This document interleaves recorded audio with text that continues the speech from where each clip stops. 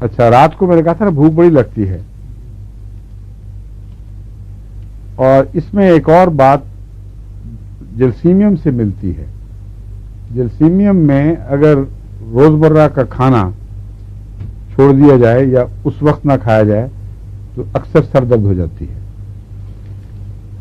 بلکہ اگر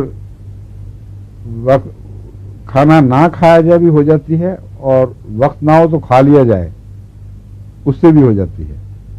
نیند زیادہ ہو جائے وقت سے اس سے بھی ہو جاتی ہے، نیند کم ہو جائے تو اس سے بھی ہوتی ہے. سورائنم میں یہ نیند والا پہلو تو نہیں میں نے نوٹ کیا، لیکن کھانے کے معاملے میں یہ اس سے ملتی ہے. اس کا کھانا آپ مس کر دیں، لیٹ کر دیں تو ایسے مریض کو سر درد ہوگی. اب عام طور پر یہ خیال ہے کہ وہ ایسڈ پیدا ہو گیا اسے سر درد ہو گئی، مگر ہر مریض کو تو نہیں ہوتی.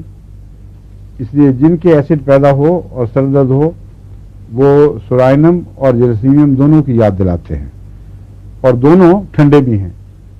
جلسیمیم کا مریض بھی ٹھنڈا ہے اور خشک بھی ہیں. سورائنم بھی خشک مزاج ہے اور وہ جلسیمیم بھی خشک مزاج ہے.